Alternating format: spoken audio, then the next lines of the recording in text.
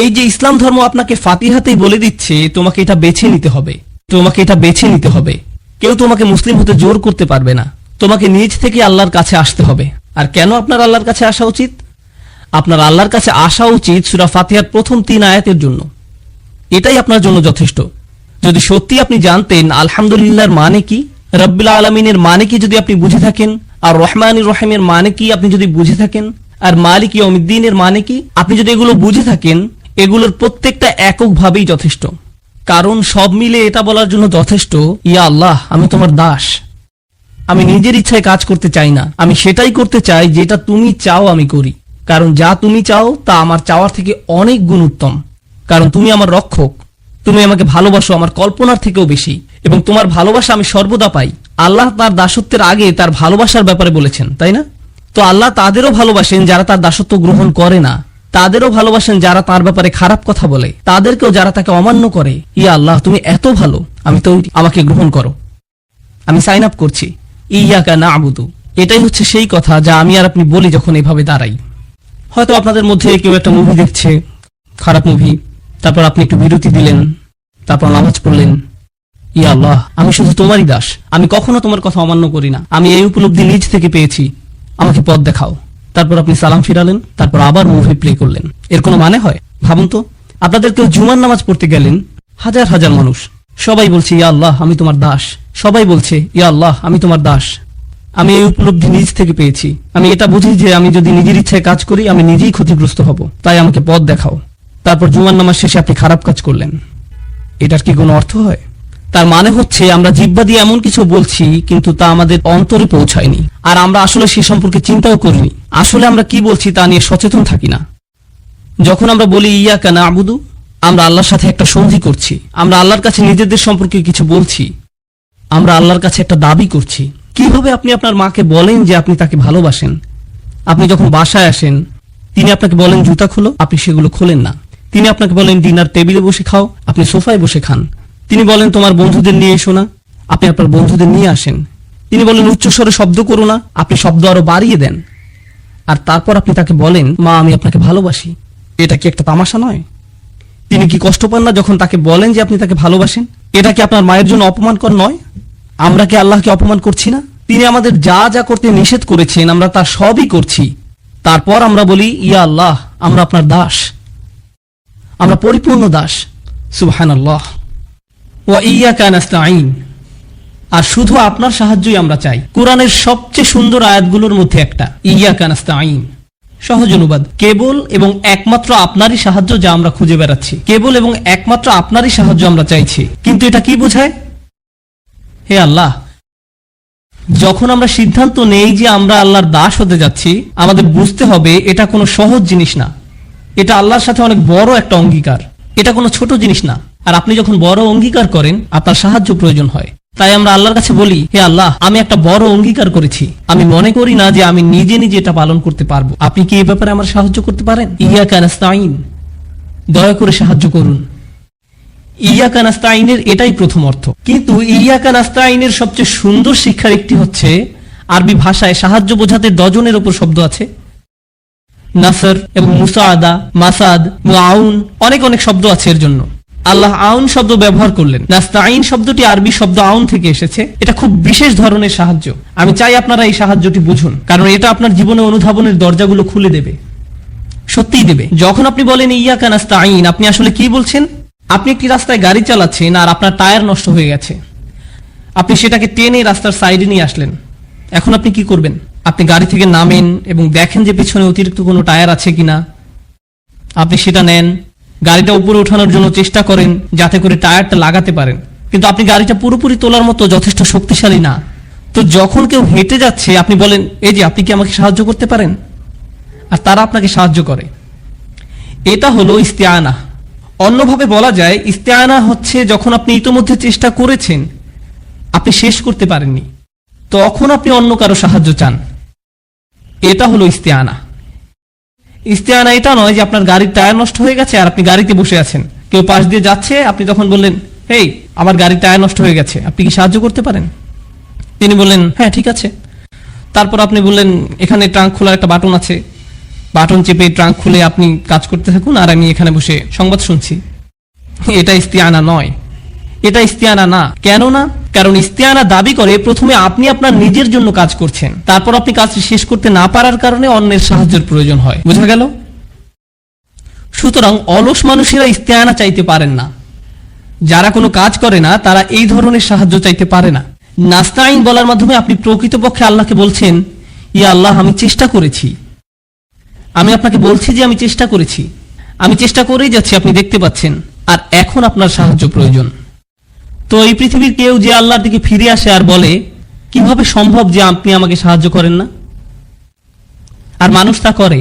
লোকে জিজ্ঞেস করে কিভাবে আল্লাহ আমাকে সাহায্য না করে, আর এমনকি তারা নিজেরাও চেষ্টা করে না, তারা নিজেরা কোনো উদ্যোগ নেয় না, কিন্তু তারা আল্লাহকে দোষারোপ করে যে তাকে সাহায্য কেন করছে না। তারা কেবল তাদের নিজেদেরকেই দোষারোপ করতে পারে। এটাই আল্লাহর মূলনীতি। তিনি আপনাকে সাহায্য করবেন যখন আপনি নিজে উদ্যোগ নেওয়া শুরু করবেন। যদি আপনি নিজে নিজে উদ্যোগ না নেন, তিনি আপনাকে সাহায্য করবেন না। দুটো জিনিস আপনাকে এখানে বুঝতে হবে। আমি দুটো সম্পর্কেই বলবো। পৃথিবীতে এমন মানুষ আছে যারা কোনো উদ্যোগ নেয় না, আবার তারপর আল্লাহর কাছে সাহায্য আশা করে। এটা কখনোই আসবে না। সাহাবারা ফিরিস্তাগণ দ্বারা সাহায্য প্রাপ্ত হয়েছিলেন বদরের যুদ্ধে, আপনারা সেটা জানেন। সাহাবারা যুদ্ধে ফিরিস্তাগণ কর্তৃক সাহায্য প্রাপ্ত হয়েছিলেন, কিন্তু সাহাবাদেরকে যুদ্ধে যেতে হয়েছিল, শত্রুপক্ষকে মোকাবেলা করতে হয়েছিল, আর তারপর ফিরিস্তাগণ এসেছিলেন। ফিরিস্তাগণ আগে থেকেই সেখানে অপেক্ষারত ছিলেন না। এই আমরা এখানে 3টা থেকে আছি, তোমরা কোথায় ছিলে? এটা এভাবে ঘটে না। ইব্রাহিম আলাইহিসসালামকে আগুনে নিক্ষিপ্ত হতে হয়েছিল, তারপর এটা শীতল হয়েছিল। বোঝা গেল? আপনাকে প্রথম আপনার অংশটুকু করতে হবে, যতটুকু আপনি পারেন, তারপর আল্লাহ সাহায্য আসবে। এটা নিজে নিজে আসে না। আরেকটা দিক হলো, এমন কিছু মানুষ আছে যারা ভাবে তারা নিজেরাই সব করতে পারে, তাদের আল্লাহর সাহায্য চাওয়ার দরকার নেই। আমি আমার চাকরিটি পেয়েছি কারণ আমি খুবই বুদ্ধিদীপ্ত, আমার খুব সফল একটা ব্যবসা আছে কারণ আমি খুব ভালো কিছু সিদ্ধান্ত নিয়েছিলাম, আমার একটা ভালো ডিগ্রি আছে কারণ আমি খুব চটপটে। আর আমরা ভাবা শুরু করি আমরা এটা পেয়েছি কারণ আমরা এটার যোগ্য দাবিদার, অথবা আমরা নিজেরা এটা অর্জন করেছি। ফাতিহা আমাদেরকে শিক্ষা দিচ্ছে সাফল্য তা এই জীবনে হলো দুটো জিনিস থেকে আসে। আপনি নিজে উদ্যোগ নেবেন, তারপর আপনি অন্যের সাহায্য চাইবেন। এবার বলছি নাস্তাইন সম্পর্কে শেষ বিষয়টি। যখন আপনি কারো কাছে সাহায্য চান, এটা সবসময় নির্দিষ্ট।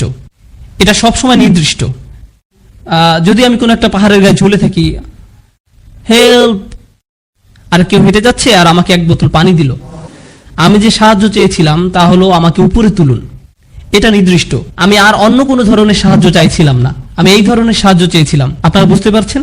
আপনার যখন কলমের কালি শেষ হয়ে যায় আর আপনি বলেন আপনি কি আমাকে সাহায্য করতে পারেন, তার মানে আপনি তাদের কলম চাইছেন।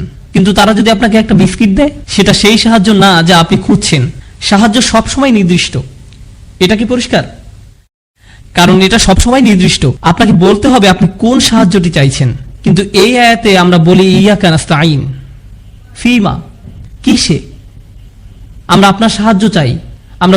আমরা আল্লাহকে বলি, ইয়া আল্লাহ, আমরা আপনার কাছে সাহায্য চাইছি। কিন্তু কিসে আমার সাহায্য চাইছো? তুমি কি তোমার স্বাস্থ্যের বিষয়ে আমার সাহায্য চাইছো? তোমার পারিবারিক জীবনে? তুমি কি তোমার পড়াশোনায় আমার সাহায্য চাইছো? তুমি কি তোমার ধর্ম বিষয়ে আমার সাহায্য চাইছো? তুমি কি চাইছো? কেউ যখন খুব মরিয়া থাকে তখন তারা কি বলবে সেটা বুঝতে পারে না, তারা এমনকি ব্যাখ্যাও করতে পারে না তাদের কিসে সাহায্য প্রয়োজন। তখন তারা শুধু বলে সাহায্য করুন। এটা আমরা ফাতিহাতে বলি, হে আল্লাহ সাহায্য করুন। কারণ আমাদের যা যা দরকার তার সংখ্যা অনেক, এমনকি আমরা তার তালিকাও তৈরি করতে পারি না। তাই আমরা শুধু বলি ইয়াকা নাস্তাইন। সুবহানাল্লাহ। ইয়াকা না'বুদু ওয়া ইয়াকা নাস্তাইনের উপর শাইখ আশ-শারাই রাহিমাহুল্লাহর একটা সুন্দর কথা আছে, আমার খুবই প্রিয়। তিনি বলেছিলেন, সুবহানাল্লাহ, তিনি বলেছিলেন কেন আল্লাহ ইয়াকা না'বুদু প্রথমে বলেছিলেন আর কেন তিনি ইয়াকা নাস্তাইন দ্বিতীয় বললেন। কি হতো যদি তিনি এটা উল্টো করে দিতেন? কেন আপনি এটা উল্টে দিতে পারেন না, ইয়াকা নাস্তাইনু ওয়া ইয়াকা না'বুদু? তিনি বলেন দুটো কারণ আছে কেন আপনাকে এই পৃথিবীতে রাখা হয়েছে, সাহায্য চাইতে নাকি ইবাদত করতে, আল্লাহর দাসত্ব করতে। তাই আমাদের উদ্দেশ্যটা প্রথমে উল্লেখ করে নেওয়া হলো, আর আমাদের এই উদ্দেশ্য সফল করতে হলে আমাদের কি প্রয়োজন তা বলা হয়েছে দ্বিতীয়ত। কিন্তু আরেকটা আছে যেটা আরো বেশি সুন্দর জিনিস, যখন আমরা নিজেদের আল্লাহর কৃতদাসে পরিণত করি, যখন আমরা আল্লাহর ইবাদত করি, এটা আল্লাহর জন্য। যখন আমরা সাহায্য চাই, এটা কার জন্য? আমাদের জন্য। ইয়াকা না'বুদু আল্লাহর জন্য, আর ইয়াকা নাস্তাইন আমাদের জন্য। আপনি আল্লাহর জন্য যেটা চান তা আগে উল্লেখ করা উচিত, আর নিজের জন্য যেটা চান তা পরে উল্লেখ করা উচিত। এটা সুন্দর আচরণের অংশ। এটা ভালো বিনয়। ইয়াকা না'বুদু ওয়া ইয়াকা নাস্তাঈন। সুবহানাল্লাহ। আপনারা বুঝতে পেরেছেন? বেশিরভাগ মানুষই ভালো কাজ বলতে বোঝে এমন কিছু যা তারা নিজেরা করে। ভালো কাজ মানে হচ্ছে আমি নামাজ পড়ি, আমি দান করি, আমি ভালো কিছু করলাম, আমি গালি দেই না, আমি এটা করি সেটা করি, আমি খারাপ কাজ থেকে দূরে থাকি এবং ভালো কাজ করার চেষ্টা করি। মানে হচ্ছে মানুষ ভালো কাজ বলতে বোঝে যাতে তারা কেবল নিজেরা সম্পৃক্ত। কিন্তু আসলে আমরা দুই ধরনের কাজ করি, এমন কাজ যা আমাদের প্রভাবিত করে আর এমন কাজ যাতে অন্যরা প্রভাবিত হয়। এই দুই ধরনের কাজ আছে। যখন আপনি নামাজ পড়েন তখন কে প্রভাবিত হয়? আপনি নিজেই। যখন আপনি দান করেন এটা আপনাকে প্রভাবিত করে, আবার অন্যকেও প্রভাবিত করে। যখন আপনি মিথ্যা বলেন এটা আপনাকে প্রভাবিত করে, কিন্তু এতে অন্য কেউ প্রভাবিত হয় না। এখন বিষয় হচ্ছে, আপনি যদি শুধুমাত্র এমন ভালো কাজের ব্যাপারে চিন্তা করেন যা শুধু আপনাকে প্রভাবিত করে, আর আপনার আশেপাশের মানুষরা এমন নয়, হয়তো অন্য কিছু করছে, তারা তাদের কর্তব্যে অবহেলা করছে, আর তারা যে তাদের দায়িত্ব অবহেলা করছে তা শুধু তাদেরকেই সমস্যায় ফেলছে না, বরং কাকে সমস্যায় ফেলছে? অন্যদেরকেও। আপনার অন্যদের প্রতিও দায়িত্ব আছে, আর এর অবহেলার কারণে অন্যরা প্রভাবিত হচ্ছে। আপনাকে অন্যায়ের বিপক্ষে দাঁড়িয়ে সত্য কথা বলতে হবে, এটা আপনার দায়িত্ব, এটা মানবতার প্রশ্ন। সহজভাবে বললে আসলে এমনটা করতে সাহসের প্রয়োজন হয়। সেই মুহূর্তে কথা বলা যখন আপনি দেখছেন আপনার চুপ থাকার কারণে হয়তো অন্য কেউ সমস্যায় পড়বে, এটা হলো তাওয়াসি বিল হক। আমাকে সত্যিকার অর্থেই তার পক্ষে দাঁড়াতে হবে, কারণ আমি যদি না দাঁড়াই তাহলে নিশ্চিতভাবে অন্য কেউ সমস্যায় পড়বে। ধরুন আপনি রাস্তা দিয়ে যাচ্ছেন, সেখানে হয়তো কিছু বাচ্চা বেসবল খেলছে রাস্তার মাঝখানে, তারা খুব জোরে বল মারছে, বল হয়তো মানুষের গাড়িতে পড়ছে। এটা কি মেনে নেওয়ার মতো ঘটনা? না। তারা অন্য মানুষের সম্পদের ক্ষতি করছে। তখন আপনার মাথায় আসলো, আমার মনে হয় এদেরকে থামতে বলা উচিত, সম্ভবত আমার কিছু একটা তাওয়াসি বিল হক করা উচিত। বুঝা গেল? এই তোমরা এখানে খেলো না। কিন্তু তখন আপনার মাথায় আসবে, আমি যদি এদেরকে খেলা থামাতে বলি এরা হয়তো আমাকে নিয়েই খেলা শুরু করবে। এরা শুধু মুখে বলেই ক্ষান্ত হবে না, আমাকে মারতেও পারে শুধুমাত্র থামতে বলার কারণে। এটা একটা খুবই ছোট উদাহরণ। বড় পরিসরে বললে, পরিবারের ভেতরে যদি এমন হয়, আপনার বাবা হয়তো কোনো ভুল করেছেন, আপনার মা, আপনার মেয়ে, আপনার বোন, আপনার স্ত্রী, পরিবারের কেউ হয়তো কোনো ভুল করেছে, তারা কোনো অন্যায় করেছে, কেউ হয়তো মোহর পরিশোধ করছে না, কিংবা সম্পত্তির সমান ভাগ করা হচ্ছে না, আর এটা আপনার সামনেই ঘটছে। আপনার ভেতরে তখন মনে হচ্ছে আমার কিছু বলা উচিত, আমার বলা উচিত যেটা ভুল। কিন্তু তখন আপনি ভাবেন এর ফলাফল কি হবে? তারা সবাই আমাকে বকা দেবে, তারা হয়তো আমাকে অহংকারী ভাববে, এমনকি আমার সাথে কথা বলা বন্ধও করে দিতে পারে। এরকম আরো অনেক কিছু হতে পারে। তাহলে বুঝতে পারছেন, যখন আপনি সত্যি কথাটা বলতে চান তখন আপনার মাথায় কি কি আসে? এই সব ফলাফলগুলো। কিন্তু আল্লাহ আজ্জা ওয়া জাল্লা আমাদেরকে ছাড় দিয়েছেন, তিনি আমাদেরকে সব ভয় ভীতি থেকে মুক্তি দিয়েছেন। এই কারণে আমাদের সকল ভয় দুশ্চিন্তা চলে যায় যখন আল্লাহ বলেন ইল্লাল্লাযীনা আমানু। প্রথম অংশে যখন আপনার ঈমান থাকে তখন কি হয়? তখন আপনি কাকে ভয় পান? শুধুমাত্র আল্লাহ, কেবল আল্লাহ। যখন আপনি ভালো কাজ করেন তখন শুধু ঈমান বাড়তে থাকে, আর যখন ঈমান বাড়তে থাকে তখন আপনার পক্ষে তাওয়াসি বিল হক করাটা সহজ হয়ে যায়। আর যদি আপনি অনুভব করেন যে তাওয়াসি বিল হক করাটা আপনার পক্ষে বেশ কঠিন, বলুন তো এর মানে কি দাঁড়ায়? এর মানে দাঁড়ায় আপনার ঈমান ততটা শক্তিশালী নয়, আপনার ঈমান যথেষ্ট দৃঢ় নয়। এই দুটি বিষয় একটি অপরটির সাথে সম্পর্কযুক্ত। সত্যের পক্ষে দাঁড়ানো এবং কথা বলার সাহস থাকা সরাসরি ঈমানের সাথে সম্পর্কিত, একেবারে সরাসরি ভাবে যুক্ত। শেষ অংশটা নিয়ে বলি। এই দুইটি বিষয় যেহেতু একটি অপরটির সাথে সম্পর্কিত, এখানে একটা হাদিস মনে পড়েছে। এটা আনাস রাদিয়াল্লাহু তাআলা আনহু কর্তৃক বর্ণিত সহিহ মুসলিমের হাদিস। আচ্ছা, আগে আমরা আবু সাঈদ আল খুদরির হাদিসটি দেখি। মান রাআ মিনকুম মুনকারান ফালিয়ুগাইয়িরু বিয়াদিহি ফাইন লাম তাস্তাতি ফাবিকলবিহি যালিকা আদআফু আল ঈমান। আদআফুল আমল নয়, আদআফুল ঈমান। তিনি বলেন, কেউ যদি কোনো খারাপ কাজ সংঘটিত হতে দেখে তার উচিত হাত দিয়ে তার প্রতিরোধ করা। এটাও কিন্তু তাওয়াসি বিল হক। তিনি যদি এটা না পারেন তাহলে কি দিয়ে প্রতিবাদ করা উচিত? তার মুখ দিয়ে প্রতিবাদ করা উচিত, তার এর বিরুদ্ধে বলা উচিত। সে যদি এটাও না পারে, অন্তত তার অন্তরে এ ব্যাপারে খারাপ ধারণা করা উচিত। আর এটাই হচ্ছে সবচেয়ে দুর্বল ঈমান, আর এটাই হচ্ছে সবচেয়ে দুর্বল ঈমানের পরিচয়। রাসূল সাল্লাল্লাহু আলাইহি ওয়াসাল্লাম বলেননি যে এটা হচ্ছে সবচেয়ে দুর্বল আমলের পরিচয়, এটা হচ্ছে সবচেয়ে দুর্বল ঈমান। তার মানে তিনি মানুষকে সত্যের প্রতি উৎসাহ দেয়া, সত্যের জন্য কিছু করাকে সরাসরি ঈমানের সাথে সংযুক্ত করেছেন। ঠিক যেভাবে সূরায় এসেছে, ইল্লাল্লাযীনা আমানু ওয়া আমিলুস সলিহাত ওয়া তাওয়াসাউ বিল হক। ইল্লাল্লাযীনা আমানু ওয়া আমিলুস সলিহাত, তারপর সাথে সাথে ওয়া তাওয়াসাউ বিল হক। এই তিনটিকে সম্পর্কযুক্ত করা হয়েছে। আর এই ব্যাপারে সবশেষে বলতে চাই, তাওয়াসি বিল হক হয়ে থাকে, এখানে তাওয়াসি শব্দটির মূল হচ্ছে তাফাউল, যার মানে হচ্ছে সহযোগিতা। তার মানে হচ্ছে এটা আপনার সমাজে হয়ে থাকে। এখানে বলা হচ্ছে যে এগুলো আপনার সমাজে সংঘটিত হবে, আপনার পরিবারে, আপনার মুসলিম বন্ধুদের মধ্যে, যারা নিজেদের মুসলিম দাবি করে, যারা ভালো কাজ করে। তাহলে তাওয়াসি বিল হক এখান থেকেই শুরু, তারপর এটা ছড়িয়ে পড়ে। সুতরাং যখন আমরা বলি অমুসলিমদের এই সত্যের ব্যাপারে জানানো দরকার, সর্বোপরি সমাজের প্রতি কর্তব্য, এই সব কিছু ঠিক আছে, কিন্তু এর শুরুটা কোথায় হবে? এর শুরু হবে আমাদের নিজেদের ঘরেই।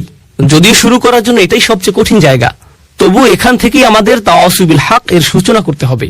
আমাদেরকে সকল অন্যায় ও ভুল ভ্রান্তির দিকে নজর দিতে হবে, সেই সাথে ইমানের মৌলিক দিকগুলোর সাথে সাংঘর্ষিক বিষয়গুলোর প্রতি তাকাতে হবে, যা হয়তো আমাদের নিজেদের পরিবারেই ঘটছে, আর আমাদেরকে এর বিরুদ্ধে সোচ্চার হতে হবে। একটা চেয়ারে বসে ক্যামেরার সামনে মাইকে আপনাদেরকে এইসব বলাটা যত সহজ, নিজের পরিবারের মানুষদেরকে এসব বলা ততটাই কঠিন। সেটা অনেক অনেক অনেক বেশি কঠিন কাজ। এতে অনেক বেশি সাহসের প্রয়োজন হয়, এতে অনেক বেশি ধৈর্যেরও প্রয়োজন হয়, যা আমার পরবর্তী পয়েন্ট। আর তা হলো, যখন আপনি এগুলো করতে যাবেন তখন আপনার আবশ্যিকভাবে প্রচুর ধৈর্যের প্রয়োজন হবে। তাই আল্লাহ আজ্জা ওয়া জাল্লা এই সূরা শেষ করেছেন এভাবে, তাওয়াসাউ বিস-সবর। সবর শব্দটির কয়েকটি অর্থ আছে। বাংলায় ধৈর্য বললে অর্থটি ঠিক পরিপূর্ণ হয় না। তাহলে আসুন প্রথমে আমরা সবরের কয়েকটি অর্থ সম্পর্কে জেনে নেই। হ্যাঁ, সবর বলতে ধৈর্যও বোঝানো হয়, কিন্তু এ দিয়ে অধ্যবসায়ও বোঝানো হয়। অধ্যবসায় মানে হচ্ছে যখন পরিস্থিতি কঠিন হয়ে যায় তখনও আপনি এর সাথে লেগে থাকেন, তখনও আপনি তা চালিয়ে যান, এটাই হলো অধ্যবসায়। এই শব্দটি দিয়ে প্রতিশ্রুতিও বোঝানো হয়, অর্থাৎ আপনি কখনো আলসেমি করেন না, আপনি ঢিলেমি করেন না, আপনি প্রতিশ্রুতিবদ্ধ। যেন আপনি কোনো চাকরি করছেন আর প্রতিদিন আপনি সময় মতো হাজির হবেন, কিংবা কোনো অ্যাসাইনমেন্টের কাজে আছেন যা সময়ের মধ্যেই জমা দিতে হবে, এটাই হচ্ছে প্রতিশ্রুতি। এটা দিয়ে ধারাবাহিকতা বোঝায়, অর্থাৎ আপনি প্রতিশ্রুতির এদিক সেদিক করেন না, প্রতিশ্রুতি ভঙ্গ করেন না, এটা ঠিক থাকে। ইবনে তাইমিয়া রাহিমাহুল্লাহ সবরের সংজ্ঞায়ন করেছেন এভাবে, তিনি বলেছেন, সুসময় বা দুঃসময় আল্লাহ তাআলার প্রতি সমান আনুগত্য ধরে রাখাই সবর। আপনি যদি আল্লাহর প্রতি আনুগত্য ধরে রাখতে পারেন, সুসময় বা দুঃসময় যাই হোক না কেন, তাহলেই আপনি সত্যিকারের সবরের চর্চা করছেন। এটাই হলো সবর। এরপর আমরা দেখতে পাই আল্লাহ এখানে বলেননি ওয়া তাওয়াসাউ বিল হক ওয়া সাবারু। এটা খুবই গুরুত্বপূর্ণ।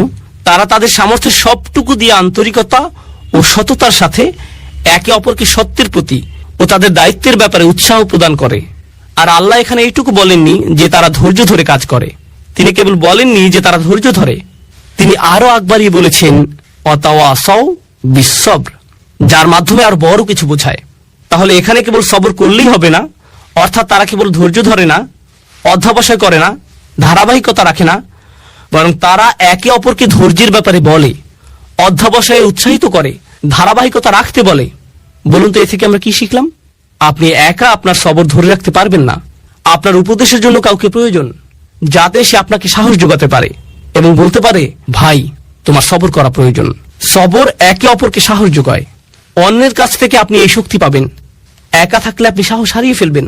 এটা মানুষের স্বাভাবিক প্রবৃত্তি যে যখন মানুষ খারাপ পরিস্থিতির মধ্যে পড়ে, সবচেয়ে ইমানদার ব্যক্তিটিও, সবচেয়ে আমলদার ব্যক্তিটিও যে সব সময় ভালো কাজ করে, যখন কেউ তাকে অপমান করে বা কেউ তার কাজের প্রশংসা করে না এবং খারাপ কিছু ঘটে, এমনকি হতে পারে তা কোনো ইসলামিক কাজে, তখন সে হতাশ হয়ে পড়ে।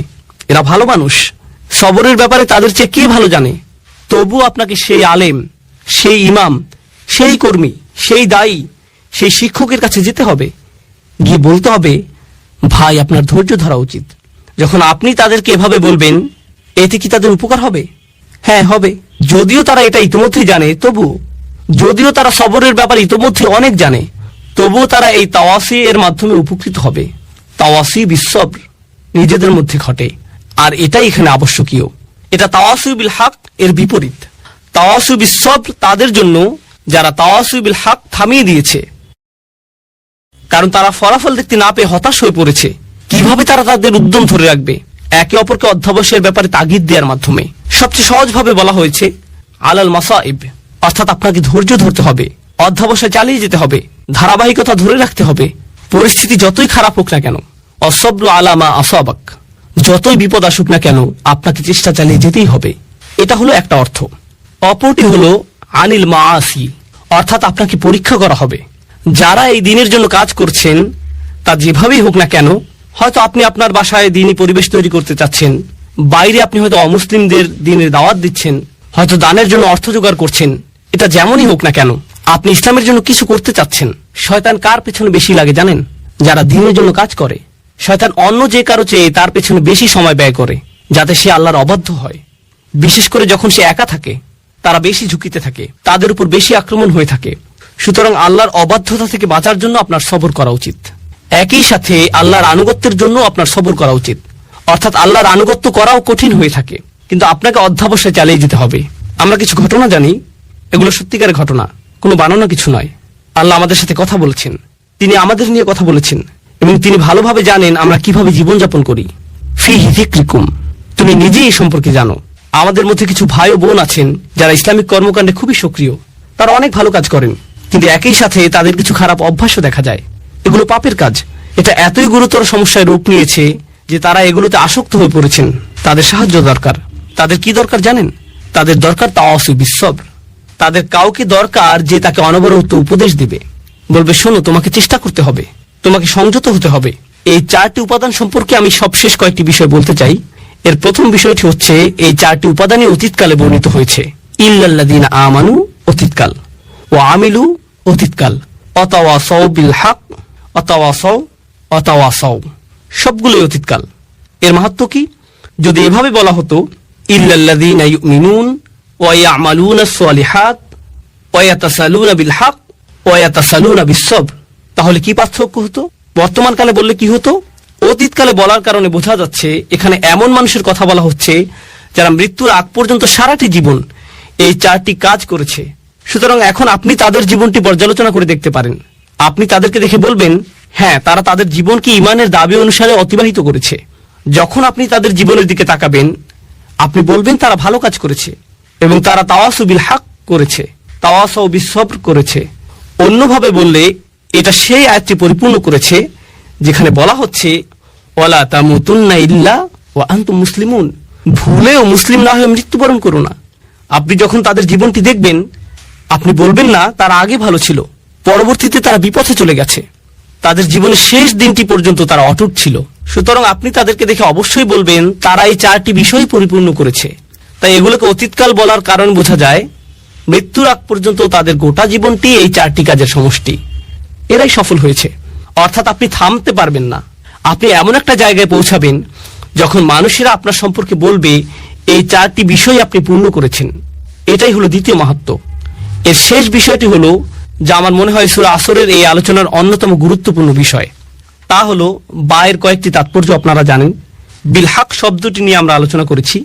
একইভাবে যখন তারা তাওয়াসু বিস-সবর করে, যখন তারা একে অপরকে উৎসাহ দেয় ধৈর্যের সাথে, তারা ধৈর্যের সাথে ধৈর্যের উপদেশ দিচ্ছে এবং তারা একে অপরকে ধৈর্যের প্রতি উৎসাহ দেয়। কেউ যদি বলে আমি তোমাকে ধৈর্যের সাথে উপদেশ দিচ্ছি আর আমি তোমাকে ধৈর্যের প্রতি উপদেশ দিচ্ছি, এই দুইয়ের মধ্যে একটা পার্থক্য আছে। এই দুইটি আসলে আলাদা বিষয়। ধৈর্য ও অধ্যবসায়ের প্রতি যেভাবে আমি তোমাকে উপদেশ দিচ্ছি, এতেও ধৈর্যের প্রয়োজন আছে। এই উপদেশ দেওয়ার জন্য আমাকে ধৈর্য ধরতে হবে। আপনাকে তাড়াহুড়া করলে চলবে না, আপনাকে খুবই ধৈর্যশীল হতে হবে। যে আল্লাহর প্রতি অবাধ্য আচরণ করে তার প্রতি আপনাকে খুবই সহনশীল হতে হবে। আপনি তাকে পরামর্শ দিবেন, এই পরামর্শ দেওয়ার সময় আপনাকে ধৈর্যশীল আচরণ করতে হবে। আর আপনি তাকে কিসের প্রতি উৎসাহ দিচ্ছেন? ধৈর্যের ব্যাপারেই। তাহলে আপনি যেভাবে তাকে পরামর্শ দেন তাতে ধৈর্যের প্রয়োজন হয়। আবার এই ধৈর্য ধারণের প্রতি আপনি তাকে উৎসাহ দিচ্ছেন। শেষ আরেকটি বিষয় আমার মনে পড়েছে, এটা নিয়ে একটু বলি। এই 4টি বিষয় আসলে একে অপরের জন্য একটা পরীক্ষার মতো। অর্থাৎ যদি কেউ সবর হারিয়ে ফেলে, শেষ কথা হচ্ছে এই 4টি বিষয় আসলে একে অপরের জন্য একটা পরীক্ষা। অর্থাৎ যদি কেউ সবর হারিয়ে ফেলে তাহলে সে তাওয়াসু বিল হক করতে পারবে না। কেন পারবে না? কারণ যখনই সে মানুষকে সত্যের ব্যাপারে জানাতে যাবে, মানুষ এমন কথা বলবে যা সে সহ্য করতে পারবে না। আর যখন মানুষের এমন কথা সে শুনবে, পরিস্থিতি তার জন্য কঠিন হয়ে যাবে। সে বলবে আমি এটা নিতে পারছি না। যখন সে বলবে আমি এটা নিতে পারছি না, আমি সহ্য করতে পারছি না, এ থেকে তার কিসের ঘাটতি বোঝা যায়? সবরের ঘাটতি। সুতরাং যখন কেউ সত্যের প্রতি আহ্বান করে না, বুঝতে হবে সেখানে সবরের ঘাটতি আছে। আরেকটি বিষয় এ থেকে বোঝা যায়, তা হলো কেউ হয়তো ভাবতে পারে যে সে সত্যের প্রতি ডাকছে, কিন্তু এই কথায় কারো কোনো সমস্যা হচ্ছে না। সে ভাবছে যে সত্যের প্রতি ডাকছে, কিন্তু তার এই ডাকায় কারো কোনো সমস্যা নেই, কেউ তার কথায় ক্ষুব্ধ হচ্ছে না। এর মানে কি জানেন? আপনি যেহেতু সবর ছাড়াই তাওয়াসু বিল হক এর প্রতি মানুষকে ডাকতে পারেন, আপনি খুব সম্ভবত তাওয়াসু বিল হক করছেন না। কেননা এই পৃথিবীর সবচেয়ে ভদ্র ও নরম মনের মানুষেরা যখন মানুষকে সত্যের পথে ডেকেছে, তারা বিপদে পড়েছেন। এটা হচ্ছে এই কাজের আবশ্যিক ফলাফল। আল্লাহর সবচেয়ে ধৈর্যশীল রাসূলদের দিকে তাকান, নূহ আলাইহিস সালামের দিকে তাকান। তার পুরোটা জীবন ছিল দাওয়াতি কাজে পূর্ণ, আর পুরো জীবন জুড়েই ছিল সবর। কেননা তিনি মানুষকে যা বলেছেন তা মানুষকে বাধ্য করেছে তাকে অপমান করতে, কটু কথা বলতে, তার বিরুদ্ধে দাঁড়াতে। আর এজন্য প্রয়োজন হয় সবরের। আর যখন এই দুটিরই ঘাটতি হয়, যখন আপনি মানুষকে সত্যের প্রতি ডাকছেন না, আর সেজন্য আপনার সবর করারও কোনো প্রয়োজন নেই, যখন এই শেষ দুটির ঘাটতি হয়, যখন কারো মধ্যে এই দুটি থাকে না, তা থেকে আমরা কি বুঝতে পারি কিসের ঘাটতি আছে? প্রথম দুটি শর্ত, ঈমান ও ভালো কাজ। কারণ যতক্ষণ আপনি নিজেই ভালো কাজ করবেন, খারাপ কাজ আপনার চোখে পড়বে না। যদি আপনি নিজে ভালো কাজের সাথে যুক্ত না হন, আপনি বুঝতে পারবেন না খারাপ কাজ করলে সমস্যাটা কি। কিন্তু যখন আপনি নিজের পরিবর্তন করবেন, আপনি হয়তো পার্টি করতেন, তারপর আপনি আল্লাহর কাছে ভালোভাবে তওবা করে তার আনুগত্য করতে শুরু করলেন। যখন আপনি আল্লাহর আনুগত্য করেন আর অন্যরা পার্টি করে, এতে আপনি বিরক্ত হন, তাদের জন্য আপনার খারাপ লাগে। আগে এতে আপনি কিছু মনে করতেন না, কিন্তু এখন আপনার মনে হচ্ছে তারা কিভাবে এটা করছে, আমার তাদেরকে থামানো উচিত। আমি নিজেই ভুল করেছি, আমি চাই না তারাও একই ভুল করুক। এটা আপনাকে কষ্ট দেয়। কিন্তু এটা যদি আপনাকে কষ্ট না দেয়, আপনার যদি কখনো মনে না হয় যে আপনার তাদেরকে থামানো উচিত, তার মানে হলো আপনি ভালো কাজের প্রতি প্রতিশ্রুতিশীল নন। আর আপনার যদি ভালো কাজের ব্যাপারে প্রতিশ্রুতি না থাকে, তার মানে আপনার কি নেই? ঈমান। তাহলে এই সবগুলো বিষয় হচ্ছে লাজিম ও মালজুম। এগুলো একটি অপরটির আবশ্যিক ফলাফল এবং একটি আরেকটির সাথে ওতপ্রোতভাবে জড়িত। আমি অন্য সূরাগুলোর চাইতে এই সূরাটিতে অনেক বেশি সময় নিয়েছি। আমরা সূরা নাবা থেকে শুরু করেছিলাম, তখন একটি সেশনে একটি সূরা শেষ করেছি, কিন্তু এটা সূরা আসরের চতুর্থ সেশন। আলহামদুলিল্লাহ, অবশেষে আমরা এটা শেষ করতে পেরেছি। কেন জানেন? কারণ আমার মনে হয়েছে এটা সবচেয়ে ছোট সূরা। এটা এমন একটি সূরা যা মুখস্থ করা খুবই সহজ। আমাদের বেশিরভাগই এটা আত্মস্থ করে ফেলেছে, কিন্তু এটা সবচেয়ে ভারী সূরা। এই সূরার ওজন সবচেয়ে বেশি। আপনি আপনার জীবনকে কিভাবে দেখেন তা এই সূরাটি পুরোপুরিভাবে পরিবর্তন করে দেবে। আপনি কিভাবে আপনার পরিবারের সাথে আচরণ করেন, আপনার দৈনন্দিন জীবন, যা আপনি অর্জন করেছেন, যা এখনো অর্জন করতে পারেননি, তার চেয়েও বড় কথা সফলতা এবং ব্যর্থতা বলতে আপনি কি বোঝেন, এই সূরাটি এই সব কিছুর প্রতি আপনার মনোভাব পরিবর্তন করে দেবে। ডক্টর ফাদেল সালেহ আস-সামেরাই বলেছেন, কোন সূরা শুরু কোনো না কোনোভাবে এর শেষ অংশের সাথে সম্পর্কিত। কোন সূরার শুরুর অংশ তার শেষের অংশের সাথে যুক্ত। এই সূরার শুরু কি ছিল? একটি আয়াত, ওয়াল আসর, যা দিয়ে বোঝা যায় যে আপনার সময় শেষ হয়ে আসছে। আর শেষ আয়াতটি হলো 4টি উপাদান নিয়ে, যা আমরা গত 2 সেশন ধরে আলোচনা করছি। তাহলে এই দুইটি অংশ একটি অপরটির সাথে কিভাবে যুক্ত? ঈমান, ভালো কাজ, তাওয়াসু বিল হক, তাওয়াসু বিস সবর। এর ব্যাপারে সচেতন হওয়ার জন্য আপনার সময় শেষ হয়ে আসছে। আপনি সময় থাকতে সবকিছু ঠিক করে নিন। আপনার নিজের জন্য এটা খুব জরুরি একটা বিষয়। ইন্নাল ইনসানা লাফি খুসর, এটা কে? আপনি ধরে নিন, ইন্নান নাফসি, আমার নিজের জন্য। আমি নিজেই ক্ষতির মধ্যে আছি, আমি বিপদের মধ্যে আছি। আল্লাহ তাআলা আমাদেরকে তাদের অন্তর্ভুক্ত করুন। ইনশাআল্লাহ তাআলা আমরা এই সিরিজে সূরা আল কাউসারের উপর আলোচনা শুরু করতে যাচ্ছি। এই সপ্তাহে রিচার্ডসনে আসা আমার জন্য বেশ আনন্দের, আলহামদুলিল্লাহ। কারণ আপনারা অনেকেই জানেন প্রতি মাসের প্রথম মঙ্গলবার আমরা এখানে আসব, আর বাকি 3টি সেশন আগের মসজিদে হবে ইনশাআল্লাহ তাআলা। দার্সের একটা রীতি হলো আমরা শুরুতে একটু সময় নিয়ে প্রতিটা সূরার ভূমিকার উপর বিস্তারিত আলোচনা করি। তো সূরাতুল কাউসার সবচেয়ে ছোট সূরাগুলোর মধ্যে একটি হলেও বিষয়বস্তু, অর্থ আর শিক্ষার দিক থেকে এটি বেশ ব্যাপক অর্থ বহন করে। তাই খুব সম্ভবত আজকে সম্পূর্ণ সূরার দার্স করা সম্ভব হবে না। হয়তো সূরার ভূমিকা আর প্রথম আয়াতের উপর কিছু আলোচনা করেই আজ আমাদেরকে শেষ করতে হবে বিইজনিল্লাহ। তো আমি শুরু করতে চাই একটি চমৎকার ভূমিকা দিয়ে, যেটি লিখেছেন ডক্টর ফাদেল সালেহ আস-সামেরাই, যিনি একজন বিখ্যাত লেখক এবং কোরআনিক স্টাডিজের একজন গবেষক। তিনি লিখেছেন, সূরাতুল মাক্কিয়াহ হিয়া মিন আজমুস সুয়ুর আল্লাতী তুযহিরা নি'মাল্লাহি তাআলা আলা রাসূলিহি সাল্লাল্লাহু আলাইহি ওয়াসাল্লাম ওয়া ফাদলিহিল আযীম। অর্থাৎ এটি একটি মক্কি সূরা এবং এটি কোরআনের সেরা সূরাগুলোর মধ্যে একটি, যেখানে আল্লাহ তার নবী সাল্লাল্লাহু আলাইহি সাল্লামের প্রতি তার অনুগ্রহের কথা বলেছেন, তাকে অতুলনীয়ভাবে অগ্রাধিকার দেওয়ার কথা প্রকাশ করেছেন। অন্যভাবে বলতে গেলে এটা হচ্ছে সেই সূরা যা অধ্যয়নের মাধ্যমে যে কেউ জানতে পারবে আল্লাহ তার রাসূল সাল্লাল্লাহু আলাইহি সাল্লামকে কত বেশি পছন্দ করেন, ভালোবাসেন। এই বিষয়ে এটি সবচেয়ে সেরা সূরাগুলোর মধ্যে একটি। যদিও এই ব্যাপারে কখনোই এটা একমাত্র সূরা নয়, কিন্তু নিশ্চিতভাবে এটা সেরা সূরাগুলোর মধ্যে একটি সূরা। ও আইতাইহিল কাসীর লাহু ফিদ দুনিয়া ওয়াল আখিরাহ। আর তাছাড়া এই সূরায় বলা হয়েছে আল্লাহ তাকে শুধু দুনিয়াতেই নয় বরং আখিরাতেও প্রাচুর্য দান করেছেন। যখন আল্লাহ বলছেন ইন্না আতাইনাকাল কাউসার, যার সোজা অনুবাদ করলে অর্থ দাঁড়ায় নিশ্চয়ই আমরা আপনাকে কল্যাণময় আধিক্য বা প্রাচুর্য দান করেছি। এভাবে সচরাচর এটার অনুবাদ করা হয়। পরে আমরা এই সম্পর্কে ব্যাপক আলোচনা করব। ওয়াকামা ফি সাকিবি সুয়ার আল্লাতি ফিহা ইখবার বিয়ান্নি মিনাল্লাহি তাআলা আতি বিহায়াতি সূরা বিদ্দাওয়াতি লিশুকরি ওয়া ইবাদাতিল্লাহি তাআলা। এখানে তিনি খুবই গুরুত্বপূর্ণ একটা বিষয় উল্লেখ করেছেন। তিনি বলেন পূর্ববর্তী সূরাগুলোর সাথে এটা সামঞ্জস্যপূর্ণ। যেসব সূরা আল্লাহ শুরু করেছেন তার অনুগ্রহের কথা বলে, আর শেষ করেছেন কোনো আদেশ বা উপদেশ দেওয়ার মাধ্যমে, হয় আল্লাহর কৃতজ্ঞতা প্রকাশের আদেশ অথবা ইবাদত করার আদেশ। যখন আল্লাহ তার কোনো অনুগ্রহের কথা প্রকাশ করেন তখন শেষে তিনি তার প্রতি কৃতজ্ঞতা প্রকাশ করার কথাও বলেন। যেমন আপনারা সেই বিখ্যাত সূরাটির কথা জানেন যেখানে আল্লাহ বলছেন আলাম ইয়াজিদিকা ইয়াতীমান ফাআওয়া ওয়াজাদাকা দাল্লান ফাহাদা ওয়াজাদাকা আইলান ফাআগনা। কিন্তু সূরাটি শেষ হয়েছে ওয়া আম্মা বিনিআমাতি রাব্বিকা ফাহাদ্দিস। তো এখানে আল্লাহর প্রতি কৃতজ্ঞতা প্রকাশ করার আহ্বান ছিল। এই বিষয়টা এই সূরা তো সামঞ্জস্যপূর্ণ, কারণ এই সূরাটিতেও অনুগ্রহের কথা বলার পরপরই একটি আহ্বান বা আদেশ করা হয়েছে, ইন্না আতাইনাকাল কাউসার। এটা হলো উপহার। এরপর আহ্বানটা কি? ফাসল্লি লিরাব্বিক, তোমার রবের ইবাদত করো, শুধুমাত্র তোমার রবের ইবাদত করো। অকাদ খতমাতিস সূরা বিযাম্মি ই'দাইর রাসূল। আর এই সূরাটি শেষ হয়েছে রাসূল সাল্লাল্লাহু আলাইহি ওয়াসাল্লামের শত্রুদের নিন্দা করার মাধ্যমে। অবায়ানি আন্নাহুম হুমুল মাকতুউনা মিন কুল্লি খায়রিন ফিদ দুনিয়া ওয়াল আখিরাহ। আর এখানে বর্ণনা করা হচ্ছে যে এরা হচ্ছে তারাই যারা দুনিয়া ও আখিরাতের সমস্ত কল্যাণ থেকে বঞ্চিত হবে। তিনি এখানে কোন আয়াতের কথা বলেছেন? ইন্না শানিআকা হুয়াল আবতার। তিনি এই আয়াত সম্পর্কে কথাগুলো বলেছেন। আম্মার রাসূল সাল্লাল্লাহু আলাইহি ওয়াসাল্লাম ফাকাদ আলাল্লাহু তাআলা যাকারাহু ওয়া আতাহু ফিদ দুনিয়া ওয়াল আখিরাহ। রাসূল সাল্লাল্লাহু আলাইহি সাল্লাম যার সম্পর্কে বলা হচ্ছে আল্লাহ তাকে এই পৃথিবীতেও সম্মানিত করেছেন এবং আখিরাতেও তাকে সম্মান দান করেছেন।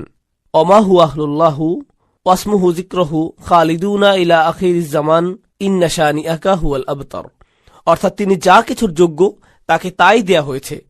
আর তাই আল্লাহ রাসূল সাল্লাল্লাহু আলাইহি সাল্লামের শত্রুদের সম্পর্কে বলেছেন ইন্না শানিআকা হুয়াল আবতার বিআন্না মা'আনাল আবতার আল মাকতু' মিন কুল্লি খায়র। এই আয়াতে আবতার অর্থ হলো এমন ব্যক্তি যে সকল কল্যাণ থেকে বঞ্চিত।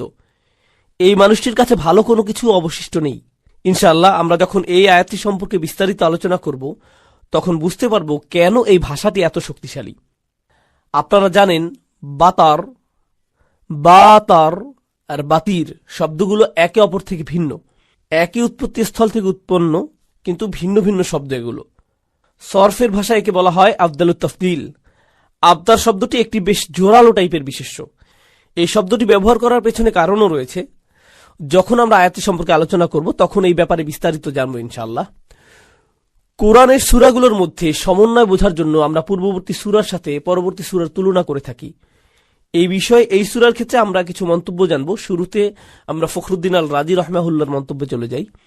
ফি সূরাতিল মুকদ্দিমাহ ওয়াসাফাল্লাহু তাআলা আল মুনাফিক বিউমুরিন আরবাআহ আল মুনাফিক বিউমুরিন আরবাআহ। তিনি বলেছেন পূর্বের সূরা কোনটি? সূরাতুল মাউন। সূরাতুল মাউনে আল্লাহ আযজা ওয়া জাল্লা মুনাফিকদের 4টি আচরণের কথা বলেছেন। সূরা মাউন সম্পর্কে আমরা যা কিছু জেনেছি তার মধ্যে আমরা মুনাফিকি আচরণ সম্পর্কে পড়েছিলাম। ইমাম রাজি বলেছেন সূরা মাউনে 4টি মৌলিক মুনাফিকি আচরণের বর্ণনা দেয়া হয়েছে। আউয়ালুহা, প্রথমটি হল আল বুখল ওয়া হুয়াল মুরাদ মিন কওলিহি ইয়াদুউল ইয়াতীম ওয়ালা ইয়াহুদ্দু আলা তাআমিল মিসকিন। অর্থাৎ প্রথম বৈশিষ্ট্য হচ্ছে কৃপণতা, লোভ করা। এত বেশি লোভ হওয়া যে তারা ইয়াতীমকে ধাক্কা দিয়ে বের করে দেয় এবং মিসকিনকে খাবার দিতে বলতেও চায় না। এই কথাগুলো আমরা আগের তাফসিরে বলেছি। খেয়াল করুন, আল্লাহ বলেননি যে সে মিসকিনকে খাবার দেয় না। ওয়ালা ইউতইমুল মিসকিন তিনি এভাবে বলেননি। তিনি বলছেন ওয়ালা ইয়াহুদ্দু আলা তাআমিল মিসকিন। এই দুইটি কথার পার্থক্য আছে। সে কাউকে উৎসাহিত করে না, এমনকি এ ব্যাপারে কথাও তুলে না। কেন তুলে না? কারণ সে নিজে ধনী হয়ে যদি মিসকিনকে খাবার দেওয়ার কথা তুলে বা মানুষকে উৎসাহিত করে, তাহলে মানুষ প্রথমে তাকে প্রশ্ন করবে, তুমি নিজে কি করেছ? এজন্য সে ভাবে, আমি যদি নিজে কিছু না বলি, কেউ আমাকে কিছু বলতেও পারবে না। তাই সে এই বিষয়ে কোনো কথাই বলতে চায় না। আর এটাই হলো কৃপণতার সর্বোচ্চ ধরন। সে তার চারপাশে দারিদ্রতা দেখবে, অথচ সে একটি ভালো সামাজিক অবস্থানে থাকবে। কারণ এর আগের সূরাটি কুরাইশ নেতাদের উদ্দেশ্য করে নাজিল হয়েছে। তারা ভালো সামাজিক অবস্থানে থেকেও কিছু বলে না, যেহেতু এটা তাদেরকে উল্টো সমাজের কাছে ছোট করে। মানুষ তাদেরকে বলবে, তুমি এসব বলছো, তাহলে তুমি কেন নিজেই শুরু করছো না? তোমারই তো সবার আগে করা উচিত।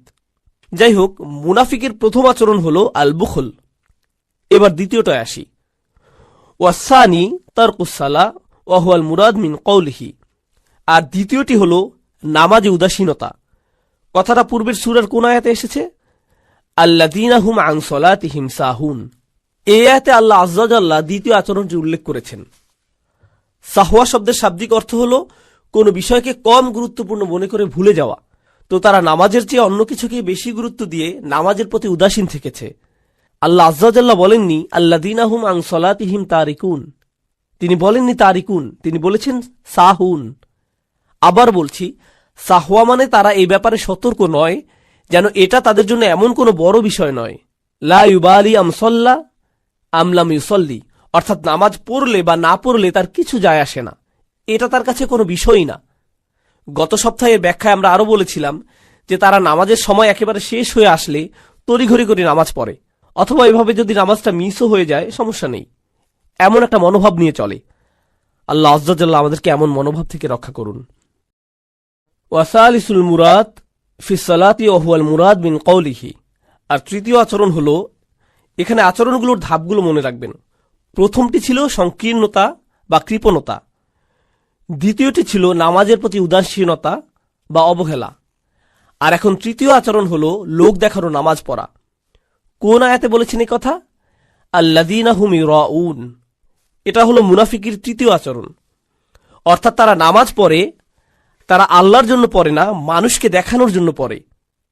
ওয়ারাবিউল মানউ মিনাজ যাকাত ওয়া হুয়াল মুরাদ মিন কওলিহি। অর্থাৎ চতুর্থ আচরণ হলো একেবারে ন্যূনতম বা সর্বনিম্ন দান করা থেকে বিরত থাকা। মজার ব্যাপার হলো, প্রাথমিক ইসলামিক গবেষণায় স্কলারগণ সাদাকা শব্দটি ব্যবহার করতেন না, তারা জাকাত শব্দটি ব্যবহার করতেন। এর মাধ্যমে তারা শরঈ জাকাত মানে 2.5% কথা বোঝাতেন না, বরং তারা জাকাত বলতে একেবারে সর্বনিম্ন বা ন্যূনতম দানের কথা বলতেন, যতটুকু দান না করলে মানুষের পাপ হবে, একেবারে সর্বনিম্ন দান। তাহলে এখানে কোন আয়াতের কথা বলা হচ্ছে? এমনকি তারা ন্যূনতম জিনিস দান করতে চায় না। এটা হলো ওয়ায়ামনাউনা আল মাউন। এই আয়াতের মাধ্যমে মুনাফিকের শেষ আচরণের কথা বলা হচ্ছে, যে তারা ন্যূনতম আবশ্যকীয় জিনিসও দান করতে আগ্রহী নয়। শাব্দিকভাবে মাউন শব্দের অর্থ হলো ওই সব জিনিস যা আপনি কাউকে দিতে কখনো না করেন না। এর মানে টাকা বা প্রয়োজনীয় সম্পদ নয়, বরং এর মানে হলো আশাই লা ইউমনা মিনহু, এমন জিনিস যা কাউকে দিতে আপনি নিষেধ করেন না। কেউ আপনার কাছে এক গ্লাস পানি চাইলে আপনি তাকে তা দিতে এতটা কার্পণ্য নিশ্চয়ই করবেন না, আপনি নিশ্চয়ই তার কাছ থেকে সেটা সরিয়ে ফেলবেন না। অথচ তারা এমনটা করে। এটা কিন্তু দিনের অংশ ছিল না। ইসলামের পূর্বেও মাউন বলতে এমনটাই বোঝানো হতো। আপনি মানুষকে সামান্য কিছু দেয়া থেকে বিরত থাকতে পারেন না, অথচ তারা এমনটা করে। এই 4টি আচরণ। এখন আসুন আমরা দেখি কিভাবে পূর্বের সূরায় বর্ণিত এই 4টি আচরণ এই সূরার বিষয়বস্তুর সাথে সমন্বিত করা হয়েছে। যাকারা ফি হাযিহি সূরা ফি মুকাবালাতি তিলকা সিফাত আল আরবাআ সিফাতিল আরবাআ। তিনি বলছেন, পূর্বের সূরায় বর্ণিত 4টি বিষয়ের বিপরীতে আল্লাহ আযযা ওয়া জাল্লা এই সূরায় আরো 4টি বৈশিষ্ট্যের কথা বলেছেন। আসুন দেখি সেই বৈশিষ্ট্যগুলো কি কি। ফাযাকারা ফি মুকাবালাতিল বুখল, সংকীর্ণতা বা কৃপণতার বিপরীতে আল্লাহ এই সূরায় কি বলেছেন? ইন্না আ'তাইনা কাল কাউসার, আমরা আপনাকে কল্যাণময় প্রাচুর্য দান করেছি।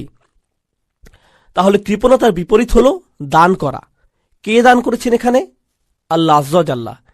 তিনি আরো বলেন, ফাআতি আনতাল কাসীর ওয়ালা তাবখাল, মানে তিনি বলছেন আল্লাহ যেহেতু অনেক বেশি দান করেছেন, আমাদের এটা খুবই স্বাভাবিক যে আমাদেরও বেশি বেশি দান করা উচিত। আর এটাই আমাদের পূর্ববর্তী 2টা সূরায় আমরা পড়েছি। সূরা কুরাইশে আল্লাহ আমাদেরকে বলেছেন যে তিনি কুরাইশদেরকে কি কি দান করেছেন। যখন আপনি অনেক কিছু পেয়ে থাকেন, আপনারও উচিত আপনার কাছ থেকে অনেক কিছু দান করা। আল্লাহ আপনাকে বেশি দিলে আপনারও বেশি বেশি দান করতে হবে। আপনারা জানেন রসুল সাল্লাল্লাহু আলাইহি সাল্লামের সাথেও একই ঘটনা ঘটেছে। রসুল সাল্লাল্লাহু আলাইহি সাল্লাম নিজে একজন ইয়াতিম ছিলেন। আলাম ইয়াজিদিকা ইয়াতিমান, কিন্তু যখন আল্লাহ তার দায়িত্ব নিয়েছেন, তার কি করা উচিত? ফাআম্মাল ইয়াতিমা ফালা তাকহার, সাথে সাথে এই আদেশ চলে আসলো যে আপনার উপর অনুগ্রহ করা হয়েছে, তাই আপনিও তাদের প্রতি দায়িত্ববান হন। সূরা কুরাইশে আল্লাহ কুরাইশদেরকে তার পক্ষ থেকে অনুগ্রহের কথা বলেছেন। তাহলে তাদের কি করতে হবে? তাদের অন্যদেরকে দান করতে হবে, কারণ আল্লাহ তাদের নিরাপত্তার দায়িত্ব নিয়েছেন। শীতেও তাদের খাবারের নিরাপত্তা দিয়েছেন, তারা পরিপূর্ণ নিরাপদ। তাদের খাবারের সম্পূর্ণ যোগান দেয়া হয়েছে। আল্লাযী আতআমাহুম মিন জু', আল্লাহ তাদের প্রচুর খাবার দিয়েছেন। এমত অবস্থায় তাদের দানশীল হওয়া উচিত। কিন্তু পরবর্তী সূরা আমাদের কি বলছে? সূরা মাউন, তারা দান করে না, তাদের যা দেয়া উচিত তারা তা দেয় না। তো যখন আল্লাহ বলছেন ইন্না আ'তাইনাকাল কাউসার, এর একটা তাৎপর্য হলো দান করা। যখন আল্লাহ আপনাকে এত কিছু দান করেছেন, আপনাকে কমপক্ষে যা করতে হবে তা হলো দান করা। এখন ওয়াযাকারা ফি মুকাবালাতি আল্লাযীনা হুম আন সালাতিহিম সাহুন, অর্থাৎ পূর্বের সূরায় আল্লাহ যারা নামাজের প্রতি উদাসীন তাদের কথা বলেছেন। এর বিপরীতে এই সূরায় কি বলেছেন? ফাসল্লি, ফেইলে আমর, নামাজ পড়ো। আইদুম আলা সলাহ, নামাজে নিয়মিত হও। যখন আল্লাহ আদেশ করেন তখন আপনার উদাসীন হলে চলবে না। আপনি শুধু এ কারণে নামাজ পড়বেন না যে নামাজ পড়া ভালো, এর অনেক উপকারিতা আছে, বরং আল্লাহ নির্দেশ দিয়েছেন বলে আপনি নামাজ পড়বেন। যখন তিনি কোনো আদেশ করেন, তিনি চান আমরা যেন নিয়মিত তার আদেশ পালন করি। তো এটা ছিল দ্বিতীয়টা। ওয়াযাকারা ফি মুকাবালাতি আল্লাযীনা হুম ইউরাউন। এখন তৃতীয় বিষয়টা মনে আছে? আগের সূরায় তিনি 4টি সমস্যার কথা বর্ণনা করেছেন: কৃপণতা, নামাজের প্রতি উদাসীনতা, এমনকি এটা ছেড়ে দেয়া। তৃতীয়টা ছিল নামাজে লোক দেখানো কাজ করা। খেয়াল করুন, এখন এই তৃতীয় বিষয়টি নিয়ে কথা বলা হচ্ছে। তো এরা হচ্ছে তারাই যারা লোক দেখানো নামাজ পড়ে। অলুহু লিরব্বিক, লিরব্বিক অর্থাৎ এর বিপরীতে বলা হচ্ছে শুধু নামাজ পড়ো না, তোমার রবের জন্যই নামাজ পড়ো। অন্য কথায় আপনার নামাজের উদ্দেশ্য শুধুমাত্র আল্লাহর জন্য হতে হবে, অন্য কারো উদ্দেশ্যে নয়। তাহলে এখানে মূল ব্যাপারটা হলো ইখলাস। কিন্তু তাদের সমস্যা ছিল তাদের মধ্যে ইখলাস ছিল না। আপনি আল্লাহর জন্য ইবাদত করছেন না, বরং লোক দেখানোর জন্য ইবাদত করছেন। পরিশেষে ওয়াযাকারা ফি মুকাবালাতি ওয়া ইয়ামনাউন আল মাউন, মানে তারা একেবারে ন্যূনতম কিছু দান করা থেকেও বিরত থাকে। এই কথার বিপরীতে আল্লাহ এখানে বলছেন কুরবানি করো। প্রথম কথা হলো কুরবানি করতে হলে আপনাকে খরচ করতে হবে, কারণ কুরবানির পশু তো বিনামূল্যে পাওয়া যায় না, এটা কেনার জন্য আপনাকে টাকা খরচ করতে হবে। আবার কুরবানি করার পর মাংসের কিছু অংশ কি করতে হবে? দান করতে হবে। তাই এই পুরো কাজটা হলো আত্তাসাদ্দুক, অর্থাৎ যিনি কুরবানি করছেন তিনি এর মাধ্যমে আসলে সাদাকাই করছেন। ইমাম রাজি বলছেন ওয়া আরাদা বিহি আত্তাসাদ্দুক বিলাহমিল আদাহি, অর্থাৎ এই আয়াতে আল্লাহ আযজা ওয়া জাল্লা কুরবানি করা পশুর গোশত থেকে সাদাকা করার বিষয়ে পরোক্ষভাবে ইঙ্গিত করেছেন। ফাতুবিরা হাযিহিল মুনাসাবাতিল আজিবা, অতঃপর এভাবে এই দুইটি সূরার মধ্যে অভাবনীয় সুন্দরভাবে সমন্বয় বোঝানো হয়েছে। তারপর আল্লাহ বলছেন ইন্না শানিআকা হুয়াল আবতার। তো সূরার শেষে শত্রুদের কথা, অর্থাৎ রাসূল সাল্লাল্লাহু আলাইহি ওয়াসাল্লামের শত্রুদের কথা বলা হয়েছে, যারা নিশ্চিহ্ন হবে, যাদের বংশধররা স্থায়ী হবে না। আর এর আগের সূরাটিতে শুরু থেকে শেষ পর্যন্ত ওই সব লোকের আচরণের কথা বলা হয়েছে যেগুলো স্থায়ী হওয়া উচিত নয়।